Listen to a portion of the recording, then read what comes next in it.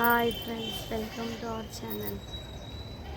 అందరూ ఎలా ఉన్నారు? నేనైతే చాలా చాలా చాలా బాగున్నాను.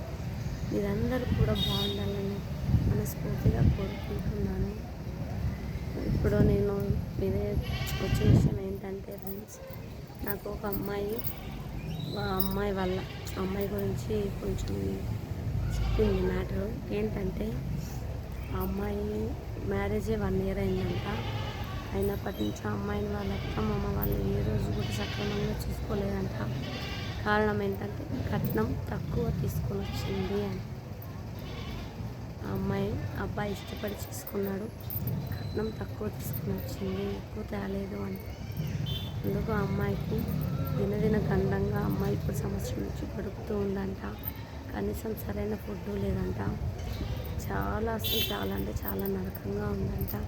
ఇన్ని రోజులు అలా ఉన్నా కూడా ఇప్పుడు అమ్మాయి ప్రెగ్నెంట్ అంట ఫ్రెండ్స్. ప్రెగ్నెంట్ అయిన అమ్మాయికి సరైన ఫుడ్ లేదంట. వాళ్ళు ఇష్టం వచ్చినట్టు పని మాత్రం చేయించుకుంటున్నారంట. కానీ కనీసం అమ్మాయిని మనిషిలా మాత్రం చూడట్లేదంట. కనీసం తిన్నావా, కనీసం అమ్మాయికి నచ్చింది తినాలన్నా నేను తిన్న తర్వాత నువ్వు తిను, మిగిలితే తిను. వాళ్ళు వేడి వేడి తింటే ఈ అమ్మాయి పాచిపోయింది చద్దన్నం పెడుతున్నారంట.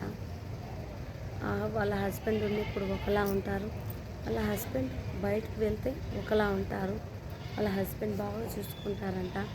ఇప్పుడు మగవాళ్ళు ఆల్వేస్ ఇంట్లో ఉండాలంటే ఎప్పుడు ఉండరు కదా, వాళ్ళ వర్క్ మీద వాళ్ళు వెళ్ళిపోతారు. కానీ ఇంట్లో ఉండేది ఆడవాళ్ళే కదా. పైగా ఆ అమ్మాయి మీదకి వాళ్ళ హస్బెండ్ ఇంటికి వస్తానే అమ్మాయి మీదకి చెబుతుందంట. ఇప్పుడు నీ భార్య అట్ట చేసిందిరా, ఇట్ట చేసిందిరా అని క్లియర్గా అమ్మాయి మీదకే చెప్తారంట. వాళ్ళ హస్బెండ్ కూడా వాళ్ళ అమ్మ వాళ్ళు చెప్పిందే నిజం అనుకొని ఆ అమ్మాయిని అరుస్తాడంట. అసలు ఎంత హీనంగా బతుకుతున్నా అంటే ఎంత హీనంగా బతుకుతున్నాను. కానీ అమ్మాయి చాలా బాధపడింది. దయచేసి ఎవ్వరు కూడా ఒక ఇంటి కోడల్ని ఈ రకంగా చూడద్దండి. మీ ఇంటి ఆడపిల్ల కూడా ఒక ఇంటి కోడలే కదా. పోనీ నువ్వు అత్త, నువ్వు కూడా నీ ఒక ఇంటి కోడలే కదా. ఇప్పుడు నువ్వు అప్పుడు కోడలైతేనే నువ్వు ఇప్పుడు అత్త అయ్యావు.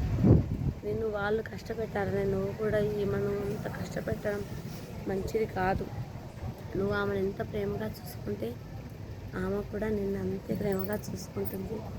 అంతేకాని నువ్వు ఆ అమ్మాయిని ఎంత కష్టపెట్టినా ఇప్పుడు కాకపోయినా దేవుడు అనేవాడు ఒకడు ఉంటే ఖచ్చితంగా నీకు తగిన శాస్తి మాత్రం ఖచ్చితంగా చేస్తాడు. చూస్తూ ఉండు. నువ్వు నీ కూతుర్ని వాటి ఇంటికి ఇచ్చినప్పుడు వాళ్ళ అమ్మాయిని ఎలా చూసుకోవాలని నువ్వు కోరుకుంటావో, నీ ఇంటికి వచ్చిన కోడల్ని కూడా నువ్వు కూతుర్లా చూసుకుంటే తను నేను తల్లిగా ఎందుకు అంగీకరించదు?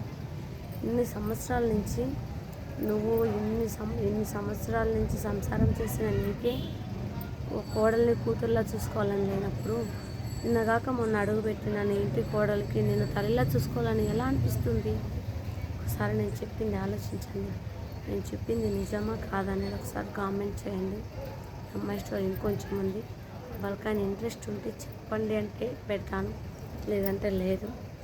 ఓకే నా friends, thank you for watching. Bye. ఖచ్చితంగా కామెంట్ మాత్రం చేయండి. Bye friends.